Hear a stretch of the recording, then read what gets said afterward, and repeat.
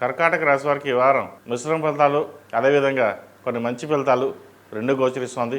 ముందుగా కుటుంబంలోని ఐక్యతను పెంచుకోవాలి, ఇబ్బంది లేని వాతావరణం నెలకొల్పాలి, సహోదరుల మధ్య ఉన్న విభేదాలు ఏవైతే ఉన్నాయో అవి పరిష్కరించాలి, ఆస్తి తగాదాల విషయంలో కొన్ని జాగ్రత్తలు తీసుకోవాలి, కోర్టుకు సంబంధించిన విషయ వ్యవహారాలు సానుకూల పడే విషయంగా గోచరించడం లేదు, వృత్తి వ్యాపారంలో ఇబ్బందులు తలెత్తాయి, కష్టానికి ప్రతిఫలం తక్కువగా ఉంటుంది.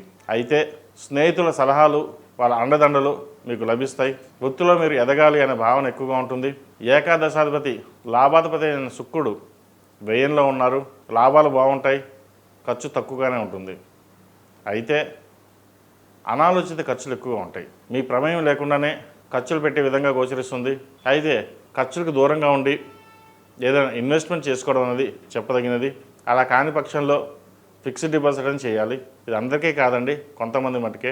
సినిమా రంగాల్లో ఉన్నవారికి, డాక్టర్స్కి, లాయర్లకి, పోలీస్ శాఖలో ఉన్నవారికి కాలం అనుకూలంగా ఉంది.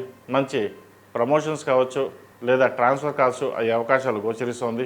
మీరు తీసుకునే నిర్ణయాలు 10 మందికి నచ్చుతాయి. ఏదైనా డబ్బు రాకపోయినా పేరు ప్రఖ్యాతలు వచ్చిన భావన ఏర్పడుతుంది. ఇది మంచి తరుణం చెప్పచ్చు. విద్యార్థులకు కాలం అనుకూలంగా ఉంది. విదేశాలు వెళ్ళాలనుకున్న వారికి ప్రయత్నాలు ప్రారంభించవచ్చు. అయితే ప్రయాణాల విషయంలో అందరూ జాగ్రత్త వహించాలి. గోచారిత్య అష్టమంలో రాహు, ద్వితీయంలో కుజకేతులు ఉన్నారు. ప్రయాణాల విషయంలో కొన్ని జాగ్రత్తలు తీసుకోవాలి. ముఖ్యంగా 2 వీలర్ విషయంలో జాగ్రత్తలు తీసుకోండి. అదేవిధంగా రాష్ట్రంలో జన్మించిన స్త్రీలకు వృత్తి ఉద్యోగాల పరంగా, వ్యాపార పరంగా సానుకూలంగా ఉన్నప్పటికీ ప్రమోషన్ చేదాకా వచ్చి చేయి జరిపే అవకాశం ఉంది. సరే, ఏదైనా వెళ్ళిపోయినా సరే మళ్ళీ తిరిగి వస్తుంది అన్న భావన ఏర్పడుతుంది. మన పని మనం చేసుకుపోదాం అనే దృఢ సంకల్పంతో ముందుకు వెళ్తారు.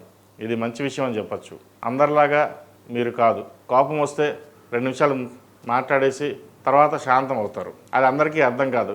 మీరు కోపడ్డారు అన్న ఒక భావం తప్పుతాయి, కానీ మీరు శాంతంగా ఉంటారు, తర్వాత బాగా మాట్లాడుతారు అనే విషయం ఎవరికి తెలియదు. అటువంటి విషయాలు మీరు జాగ్రత్తలు తీసుకోండి అంతే. అదేవిధంగా ఆరోగ్య విషయంలో కూడా కొన్ని జాగ్రత్తలు తీసుకోవాలి. ముఖ్యంగా స్కిన్ సంబంధించి, జీర్ణ వ్యవస్థ సంబంధించి ఇబ్బందులు తలెత్తే అవకాశం గోచరిస్తోంది. శ్రావణ మాసం ప్రారంభమైంది. ఈ శ్రావణ మాసం నెలలు కుబేర కుంకుమతో అమ్మవారిని పూజించండి. ఆ అమ్మవారి కరుణ కటాక్షాలు మీకు లభిస్తాయి. ఈ రాశిలో జన్మించిన వారు ప్రతిరోజు ప్రతినిత్యం ఓ నమో నారాయణ ఒత్తులతో దీపాలను చేయడం, అదేవిధంగా కాలభైరవ రూపం మెడలో వేసుకోండి. మంచి ఫలితాలు సంప్రాప్తిస్తాయి. ఈ రాశిలో జన్మించిన వారికి కలిసి వచ్చే సంఖ్య 4, కలిసి వచ్చే రంగు గ్రే. ఏదైనా పని మీద బయటకు వెళ్ళేటప్పుడు సోమవారం కానీ గురువారం అడిగిన వెళ్ళండి. మంచి ఫలితాలు సంప్రాప్తిస్తాయి.